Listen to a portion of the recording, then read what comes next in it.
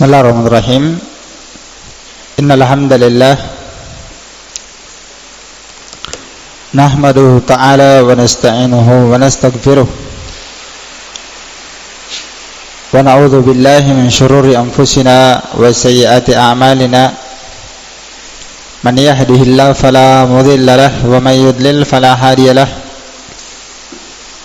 Ashhadu an la ilaha illallah wahdahu la syarika lahu wa ashhadu anna Muhammadan abduhu wa rasuluh. Yaqulu Allahu jalla wa ala, ya ayyuhalladzina amanu taqullaha haqqa tuqatih wa la tamutunna illa wa antum muslimun. Wa qauluhu ta'ala, ya ayyuhalladzina amanu taqullaha wa qulu qawlan sadida yuslih lakum a'malakum wa yaghfir lakum dhunubakum wa man yuti'illaha wa rasulahu faqad faza fawzan 'azima. Amma ba'd,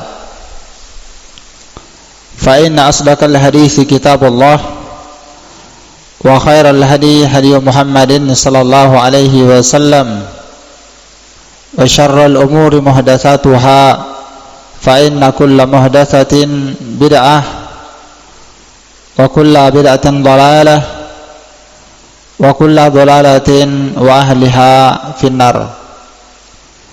Ikhwani fid din, a'azzani Allah wa iyyakum, rahimani wa rahimakumullah jami'an. Alhamdulillah wa syukru lillah wa la hawla wa la quwwata illa billah. Pada pertemuan kita di malam hari ini, insyaallah ta'ala kita kembali melanjutkan kajian kitab Salasatul Usul. Tayyib. Dan alhamdulillah kita sudah sampai pada pembahasan al-wala wal bara. Tayyib. Masih melanjutkan pembahasan yang telah lewat, ya, yaitu tentang tanda-tanda bentuk loyalitas kepada orang-orang yang beriman. Sebagaimana al-wala wal bara, kita wajib memberikan loyalitas, dukungan, kecintaan, bantuan kepada setiap orang beriman, dan itu merupakan konsekuensi keharusan iman, konsekuensi keharusan tauhid seorang muslim. Demikian pula konsekuensi iman dan tauhid adalah membenci orang kafir dan semua amalan-amalan mereka yang tidak baik, yang syirik. Tayyib.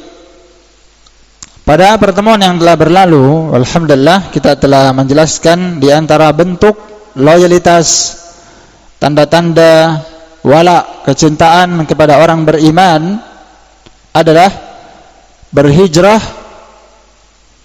ke negeri Islam. Berhijrah ke negeri Islam, meninggalkan negeri yang kafir menuju kepada negeri kaum muslimin. Ya, dan ini hukumnya wajib. Ya, hukumnya wajib dalam rangka membawa dan menjaga agama kita. Kemudian yang kedua, menasaratul muslimin, menolong kaum muslimin dan membantu mereka dengan jiwa dan harta.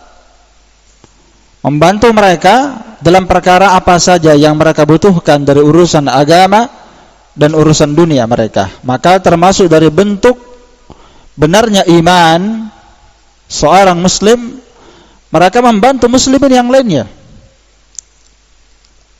Apa yang mereka butuhkan, kita bantu mereka. Mereka dalam kekurangan, mereka tertimpa musibah, mereka tertimpa ujian, mereka ditindas, maka kita bantu kaum muslimin dengan harta kita, dengan lisan kita dijelaskan, dengan jiwa kita bahkan kalau dibutuhkan, sebagai konsekuensi ya tauhid dan iman yang ada dalam diri kita.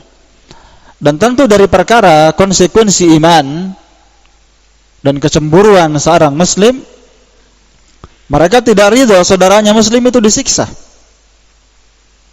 Ya, mereka tidak ridho saudara mereka kaum muslimin dibantai.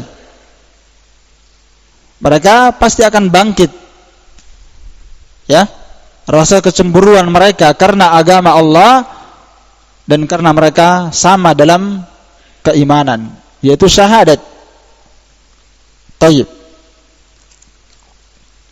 Demikian pula ketika mereka melihat kaum muslimin ditimpa musibah, cobaan, ya, maka mereka bangkit dari konsekuensi iman mereka. Mereka membantu saudara mereka yang tertimpa musibah tersebut, musibah kebakaran, kematian, banjir, gempa.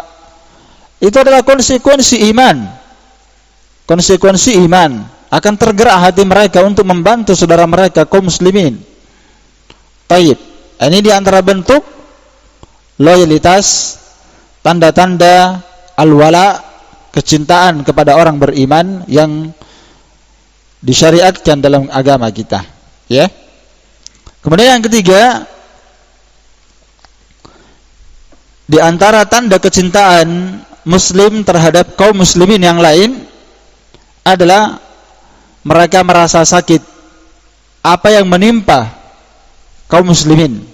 Mereka merasakan sakit, mereka merasakan sulit, mereka merasakan sedih, mereka merasakan sesuatu yang apa yang menimpa kaum muslimin dari kesakitan, kesulitan, mereka juga ikut merasakannya.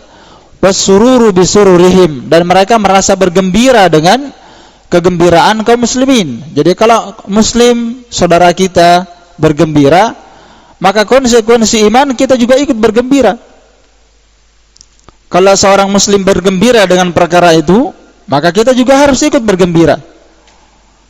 Maka bukanlah konsekuensi dari keislaman, bukan konsekuensi dari benarnya iman, kita merasa tersiksa ada orang yang bahagia. Orang bahagia, berkembang usahanya, kita merasa stres. Kenapa dia berkembang ini? Nah, ini penyakit jiwa namanya. Iya. Orang diberikan nikmat dari nikmat dunia, nikmat dari nikmat harta, kendaraan, rumah, tanah, bisnisnya berkembang. Ya, kalau dia muslim, maka kita bergembira dengan itu. Kita tidak boleh hasad, karena hasad itu adalah penyakit yang menyiksa jiwa. Ya, orang berkembang kita sakit, kenapa tidak selesai itu? Ya, ini menyakitkan jiwa, ya. Dan konsekuensi keimanan seorang muslim, kita harus bergembira, ya. Bergembira dengan apa yang menggembirakan saudara kita, kita turut bergembira.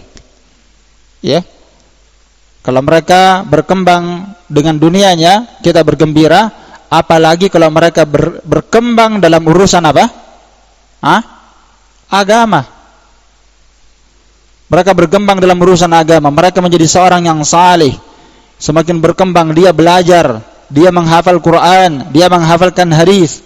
Berkembang dakwahnya, berkembang agamanya, berkembang amalan salehnya. Kalau kita dilarang cemburu dalam perkara apa? Dunia, tidak boleh kita hasad, maka lebih dilarang lagi kita hasad orang semakin baik dalam urusan agama. Ya, kita harus lebih bergembira. Kenapa? Karena semua itu adalah kebaikan. Dalam urusan dunia saja, ya, dalam urusan dunia saja orang berkembang dalam urusan dunianya, jualannya semakin laris. Ya, seorang muslim tidak boleh hasad. Kenapa ini jualannya semakin banyak? Tersiksa dia. Tersiksa. Padahal saya juga jual dengan jualan yang sama, tidak bisa berkembang. Tapi dia ini jualannya itu saja, jualannya jual bubur, jual kue, berkembang. Dia yang stres. Padahal Nabi SAW bersabda, ya, sebaik-baik harta, ya, ni'mal malus salih lirrajulis salih. Sebaik-baik harta yang dimiliki oleh seorang adalah harta yang dimiliki oleh seorang hamba yang salih. Ya. Sebaik-baik harta yang dimiliki oleh manusia yang ada di alam ini, harta yang paling terbaik kata Nabi adalah harta yang ada di tangannya orang yang salih. Kenapa? Karena kalau seorang yang salih, seorang hamba yang salih memiliki harta tersebut, dia tahu pada harta itu ada hak Allah, ada hak manusia, ada haknya harta tersebut. Zakatnya ada, haknya orang yang miskin ada di situ, ada haknya Allah Ta'ala, ada haknya agama ini. Dia tahu hal itu. Dan dia ketika dia menjadi seorang hamba yang saleh dan dia memiliki harta, pasti dia tidak akan belanjakan harta ini kecuali dalam perkara yang Allah izinkan. Dia tidak akan belanjakan harta ini dalam perkara yang Allah Ta'ala haramkan. Makanya harta yang paling baik adalah harta yang dimiliki oleh seorang hamba yang muslim yang saleh. Kita gembira dengan hal tersebut. Maka konsekuensi keharusan orang yang beriman, mereka bergembira dengan kegembiraan orang beriman. Ya. La yu'minu ahadukum hatta, tidaklah beriman, tidak sempurna iman salah seorang di antara kalian, ya, hatta yuhibbul nafsi ma yuhibbu li akhihi. Iya. Tidaklah sempurna iman salah seorang di antara kalian sampai dia mencintai untuk dirinya apa yang dia cintai untuk siapa? Saudaranya. Iya.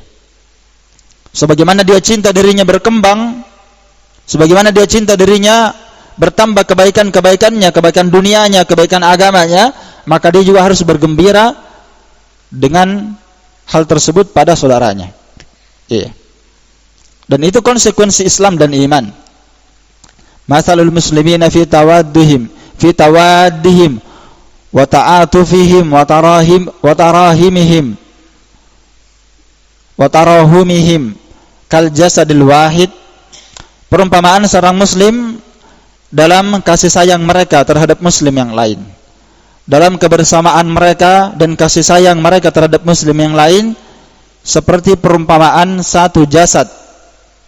Idza ishtaka minhu adwun, apabila salah satu dari anggota jasad itu sakit, maka tada'a lahu sa'irul jasad bil humma was sahar, maka anggota badan yang lainnya akan ikut menjadi demam, dan anggota badan yang lainnya akan ikut menjadi begadang. Jadi muslim yang satu terhadap muslim yang lain seperti satu jasad. Jasadnya yang sakit kakinya keseleo, tapi ternyata akibat dari keseleo itu seluruh badannya apa? Demam. Semuanya ikut merasakan. Padahal yang sakit cuma kakinya, tapi ternyata yang merasakan demamnya siapa? Seluruh badannya. Wasahru, dan yang ikut begadang seluruh badannya. Bukan yang begadang cuma kakinya saja. Iya kan? Padahal yang sakit siapa? Kakinya. Giginya yang sakit. Siapa yang begadang? Satu batang tubuh. Nah, seperti itulah muslim. Mereka merasa sakit. Mereka tidak ridho apabila muslim yang lainnya tertimpa musibah. Itu asal sifat muslim. Iya. Kemudian yang keempat, wan nushu lahum wa mahabbatul khairi lahum. Di antara tanda-tanda loyalitas dan kecintaan yang sifatnya wajib bagi muslim terhadap muslim yang lain adalah hendaklah mereka jujur menginginkan kebaikan bagi saudaranya yang lain. Nampak kejujurannya, nampak keinginannya. Ya, dia jujur menginginkan kebaikan bagi saudaranya muslim yang lain. Wa adama ghashihim wa khadi'atihim, dan mereka sama sekali tidak melakukan tipu daya kepada saudaranya muslim, dan tidak pula mereka melakukan makar tipu daya bagaimana saudaranya ini bungkam. Ini sifat munafik, bukan sifat muslim. Karena munafik yang seperti inilah yang memang menginginkan muslim itu hancur dan rusak. Mereka menginginkan muslim itu lenyap, itu hilang dari kebaikan. Itu mereka inginkan. Adapun seorang muslim, mereka menginginkan saudaranya itu berada di atas kebaikan dan tidak melakukan makar dan tipu daya kepada mereka untuk menghancurkan dan merusaknya. Ya. Baik merusaknya dalam urusan dunianya atau merusaknya dalam urusan agamanya. Kan tidak boleh seorang muslim kalau ada saudara kita muslim yang lain berkembang, berhasil dalam urusan dunia dan bisnisnya, lalu dia berpikir bagaimana caranya jualannya ini berhenti, bagaimana caranya bisnisnya ini hancur dan rusak. Dia rusak namanya orang supaya bisnisnya itu selesai. Maka demikian pula dalam agama, ikhwani fillah. Seorang yang melakukan makar, bagaimana caranya supaya dia lenyap, dakwahnya lenyap, kebaikan yang diusungnya itu hilang dan lenyap. Ini adalah seruan dari seruan syaitan. Seruan dari seruan syaitan. Karena seorang muslim, bagaimanapun mereka, dalam muslim terhadap muslim yang lainnya terjadi di antara mereka pertikaian, bukan dari kejujuran. Seorang ketika bertikai, dia fajir. Apa itu fajir? Melampaui batas dan meninggalkan al-haq. Karena itu Nabi SAW bersabda, ayatul munafik salasun. Tanda di antara tanda-tanda munafik ada 3. Dalam lafaz yang lain, tanda munafik ada 4. Ya. Kalau berbicara, idza haddatsa kadzaba, kalau dia berbicara dia berbohong. Ya. Bentuknya ini banyak ya. Kalau setiap berbicara dia biasa berbohong. Yang kedua, wa idza wa'ada akhlafa. Kalau dia berjanji, maka dia ingkari janjinya. Makanya seorang muslim dilarang sering berjanji. Nanti saya kasih ini, nanti. Iya. Kalau saya berhasil nanti gratis. Janji-janji. Ini tidak boleh, haram. Tidak menunaikan janji itu hukumnya haram. Tanda munafik. Bahkan ini termasuk dosa besar. Dan yang ketiga, wa idza tumina khana, dan jika dia diberi amanah, maka dia khana, berkhianat dalam amanah tersebut. Disuruh jaga, dititipkan padanya sesuatu, maka dia khianat. Dan yang terakhir di antara tanda yang keempat adalah wa idza ikhtasama fajara. Kalau dia berselisih dengan orang lain, maka dia fajir. Apa itu fajir? Kharaja anil haq. Dia keluar dari jalan yang benar.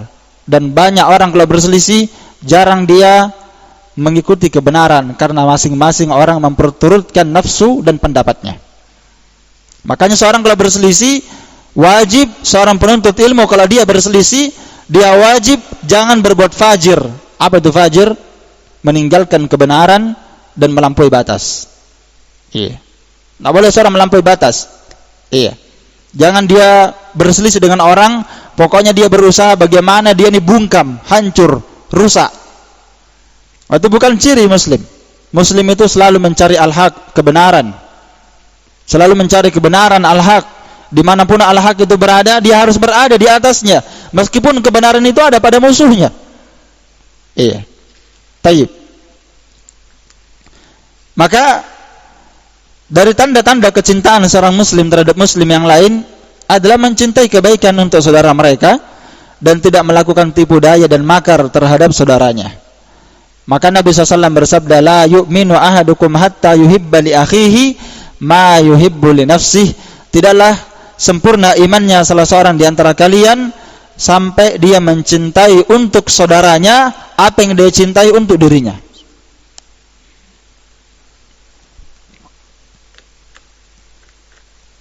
Ya, sebagaimana dia mencintai untuk dirinya kebaikan-kebaikan dunia, agama, maka dia juga cintai hal itu untuk saudaranya semuslim, ya. Al-muslimu akhul muslim. Seorang muslim itu bersaudara dengan muslim yang lainnya. La yahkiruhu, dia tidak boleh merendahkannya. Wa la yukhziluhu, tidak boleh dia merendahkan dan menghinakannya. Dan tidak boleh dia mencerca dan mencelanya. Bihasbi mri'im minasyarri ayahkira akhahul muslim. Cukuplah seorang dikatakan seorang yang buruk, kata Nabi, di mana dia merendahkan saudaranya muslim yang lainnya. Dia merendahkannya dan dia menghinakannya. Kullul muslim alal muslim haram. Setiap muslim terhadap muslim yang lainnya itu haram. Damuhu wa maluhu wa irduhu. Apanya yang haram? Haram darahnya ditumpahkan, wa maluhu, haram hartanya dirampas, diambil tanpa hak, wa irduhu, dan haram kehormatannya. Tidak boleh antum menggibahinya dan tidak boleh antum merusak kehormatan dia. Karena merusak kehormatan seorang muslim adalah ghibah yang paling terburuk yang pernah ada. Iya. Kalau kita dosa ghibah dosa riba Dosa riba itu dosanya berat. Dan seburuk-buruk dosa riba adalah seorang yang merusak kehormatan seorang muslim. Bagaimana dia berusaha dan berupaya merusak kehormatan seorang muslim. Naam. Ini dosa yang amat besar ya. Tayyib. La tabaghadu wa la tadabaru. Jangan kalian saling memusuhi, mengadakan permusuhan. Wa la tadabaru, saling membelakangi.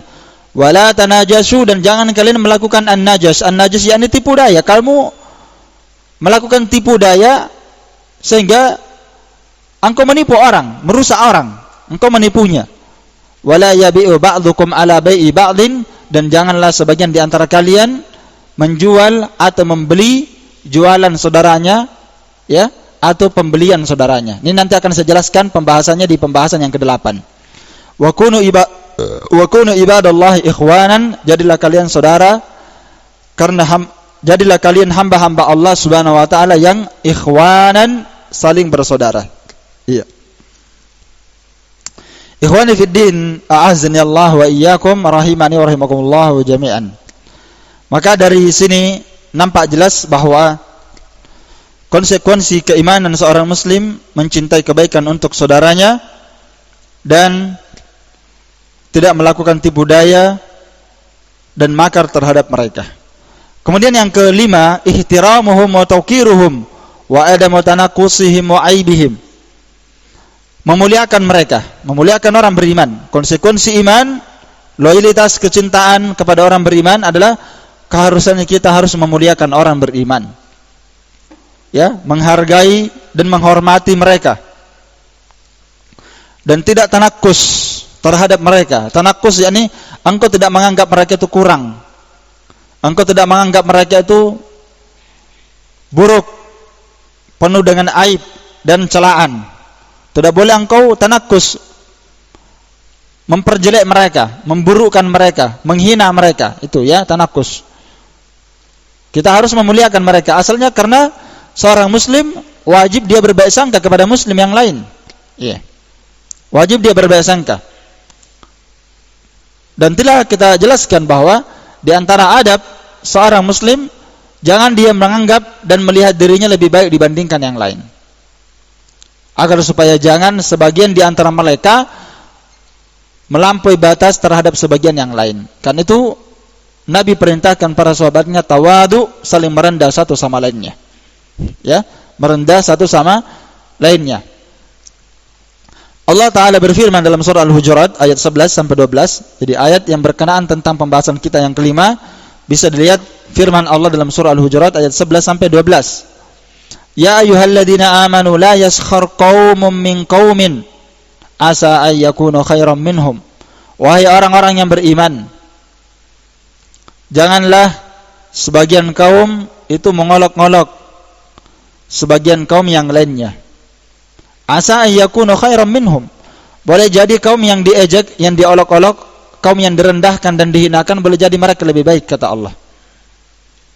Wala nisa'um min nisa'in, dan janganlah sekelompok wanita merendahkan dan mengolok-olok sekelompok wanita yang lain. Asa ay yakunna khairan minhunna. Boleh jadi wanita yang diejek dan diolok-olok itu lebih baik di sisi Allah dibandingkan yang mengolok. Dan betapa banyak kata para ulama kita bahwa jangan kalian merendahkan orang lain dan jangan kalian menghinakan mereka. Boleh jadi hati mereka lebih suci, lebih tulus. Boleh jadi amalan mereka lebih baik dibandingkan amalan kalian. Maka asal sifat seorang muslim yang perlu kita jaga, ikhwani fillah, jangan kita menjadi kesibukan kita membicarakan aib orang lain. Ini yang perlu kita catat baik-baik, bahwa janganlah kesibukan kita itu membahas kejelekan-kejelekan orang lain. Karena itu tidak akan mendatangkan kecuali kerugian bagi kita. Tahu Hajjaj bin Yusuf? Hah? Tidak ada yang tidak kenal Hajjaj bin Yusuf. Kalau kita baca buku-buku sejarah, semua yang menulis tentang buku sejarah, semua pasti akan menjelaskan bahwa Hajjaj bin Yusuf adalah orang yang paling buruk dan paling jelek. Padahal dia Muslim. Iya. Kenapa? Karena dia adalah orang yang jahat. Orang yang tidak sependapat dengan dia langsung dibunuh.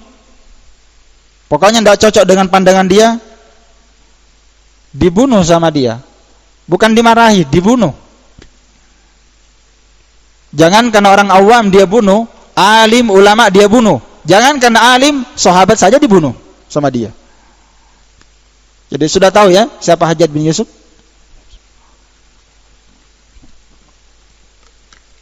Bagaimana kejelekan dia dan keburukannya, sampai dia membunuh Abdullah bin Zubair.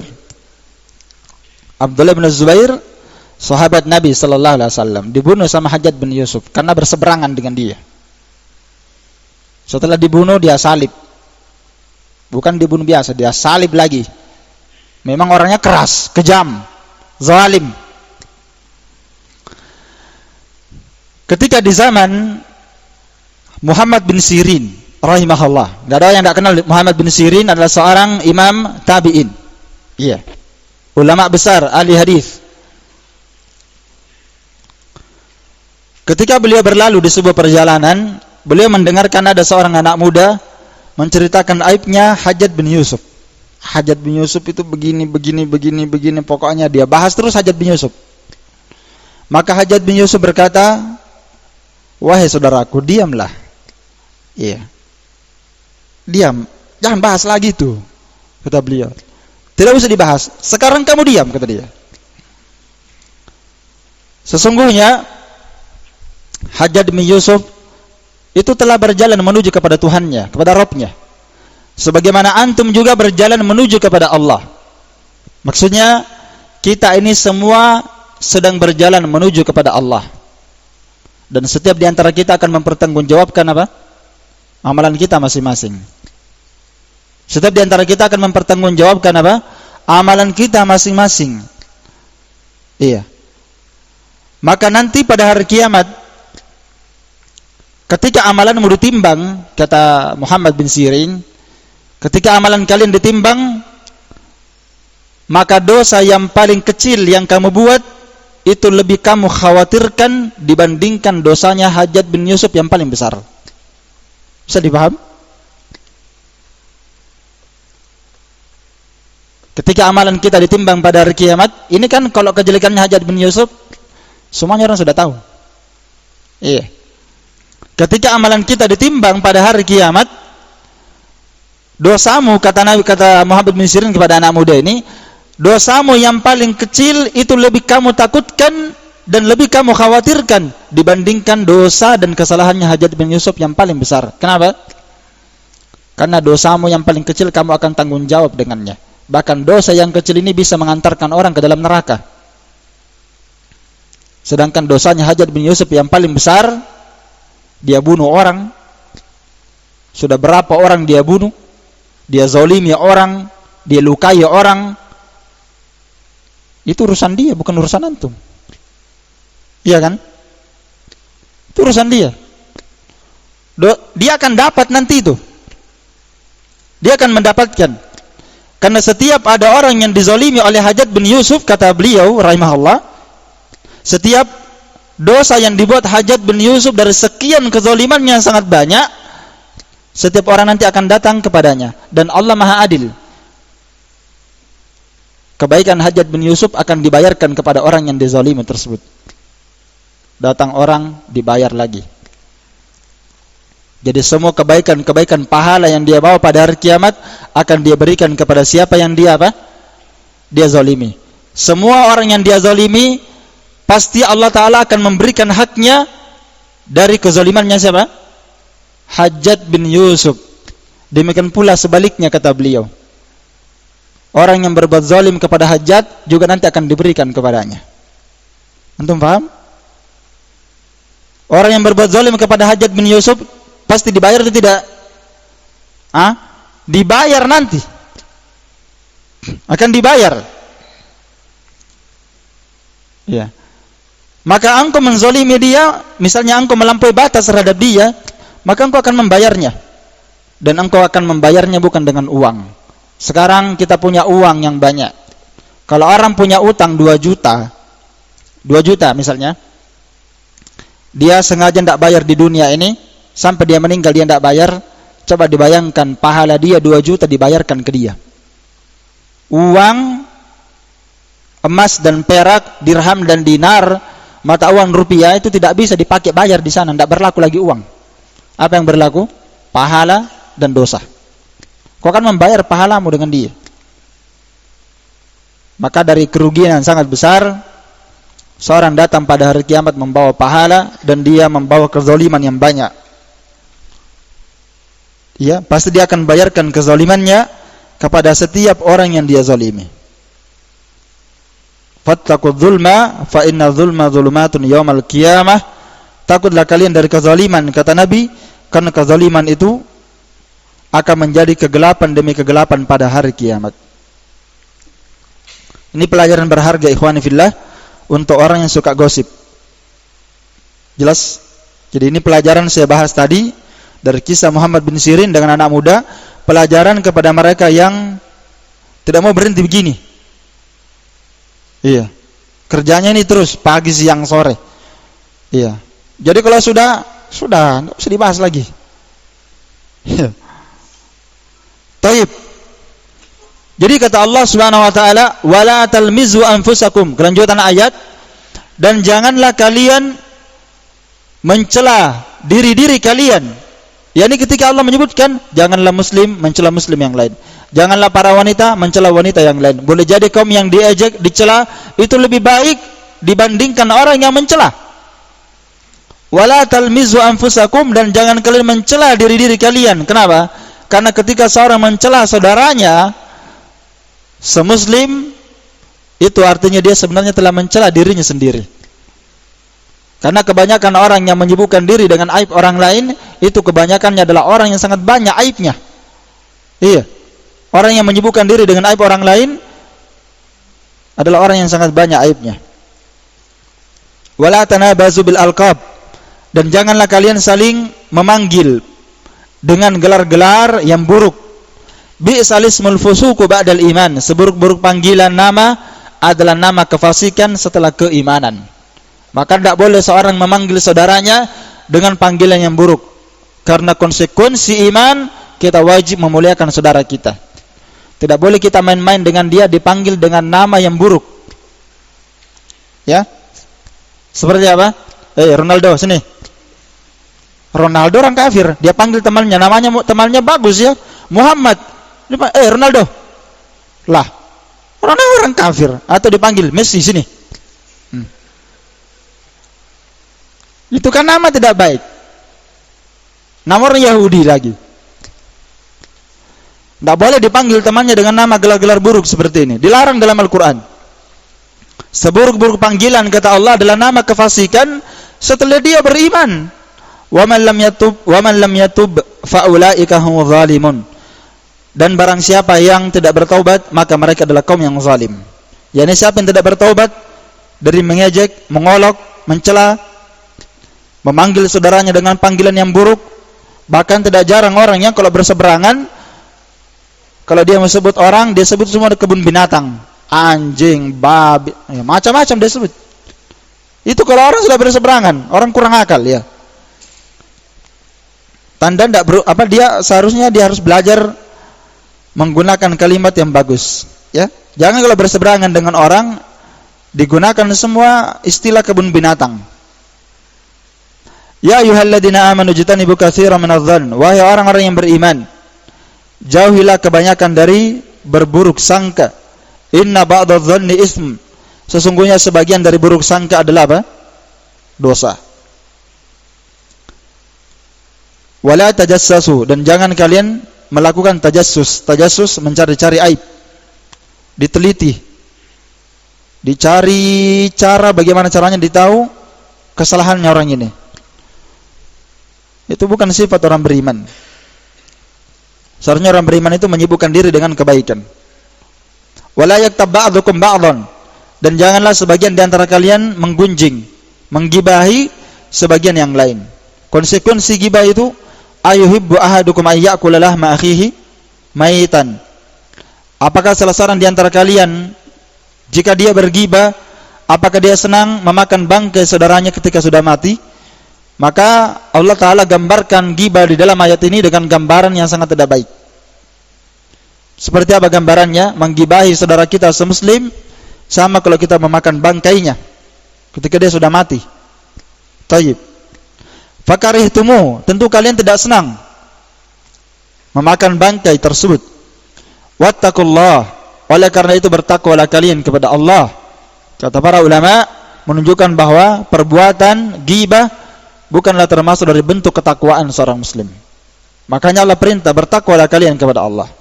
Innallaha tawwabur rahim, sungguhnya Allah Ta'ala Maha penerima taubat dan Maha pengasih. Taib, selesai yang kelima. Konsekuensi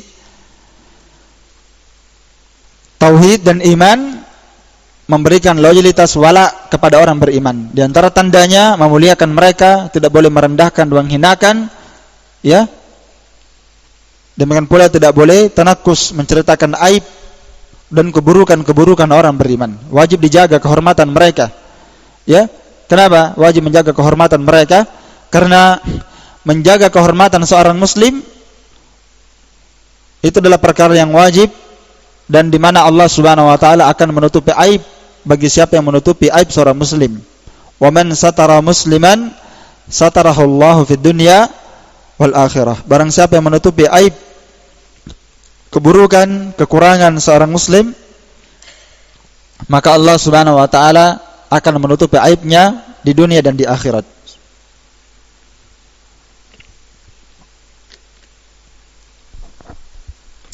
Kemudian yang keenam, an yakuna ma'ahum fi halil usri wal yusr wasyidda wal raha. Konsekuensi iman, tanda-tanda kecintaan kepada orang beriman adalah engkau tetap bersama mereka. Engkau tetap bersama kaum muslimin di kondisi mereka sulit dan di kondisi mereka senang, di kondisi mereka sempit dan di kondisi mereka lapang. Engkau senantiasa bersama dengan mereka, karena bersama dengan kaum muslimin adalah perkara yang dicintai oleh syariat. Kita diperintahkan bersatu, bersama, senantiasa bersama dengan mereka. Bi khilafi ahli nifaq, berbeda dengan orang-orang munafik. Karena orang munafik itu tidaklah bersama dengan orang beriman, ya, di semua kondisi. Mereka tidak bersama dengan orang beriman di kondisi sempit. Mereka hanya bersama dengan orang beriman di masa orang-orang beriman itu merasakan kelapangan, merasakan kemudahan, merasakan kenikmatan, baru mereka bersama orang beriman. Tapi dikala mereka sempit dan susah, ditimpa musibah, mereka tidak bersama dengan orang beriman. Iya. Karena itulah yatakhallawna anhum fi hadhihi syiddah, mereka orang-orang munafik meninggalkan kaum muslimin di masa kaum muslimin ditimpa musibah, di masa kaum muslimin ditimpa kesulitan, ditimpa ujian dan cobaan, mereka tinggalkan kaum muslimin. Itu orang munafik. Tapi kalau kaum muslimin menang, kita kan sama-sama. Tapi kalau kaum muslimin ditimpa musibah, dikalahkan oleh orang kafir, mereka berkata kepada orang-orang kafir, bukankah kami membantu antum? Itu orang munafik. Ya, jadi la ilaha ula wa la ilaha ula. Mana yang menguntungkan dunianya, disitulah dia berada. Itulah orang munafik. Dan Allah gambarkan tentang sifat mereka dalam surah An-Nisa ayat 141. Alladzina yatarabbasuna bikum. Mereka orang-orang munafik itu menunggu, yatarabbasun, mereka duduk. Dia duduk menunggu, dia perhatikan. Ya. Kalau orang pergi berperang, dia duduk saja. Dia katakan, antumlah pergi berperang, biarlah kamu duduk di sini. Dilihat dulu. Kalau antum menang, ya alhamdulillah. Orang munafik seperti itu. Kalau antum kalah, ya alhamdulillah juga. Kata mereka, alladzina yatarabbasuna bikum, kata Allah, orang-orang yang duduk menanti dan menunggu peristiwa yang akan terjadi menimpa kaum muslimin. Fa in kana lakum fathum minallah, maka jika kalian mendapatkan kemenangan wahai orang beriman, qalu alam nakum ma'akum, orang munafik datang dan berkata, bukankah kami bersama kalian? Bilang memang enggak toh, sama-sama ki. Kalau sudah berkembang, sudah menang, baru dia berkata, kita kan dulu sama-sama aja di sini. Iya, sama-sama berjihad, sama-sama berdakwah. Kalau sudah menang, sudah berkembang.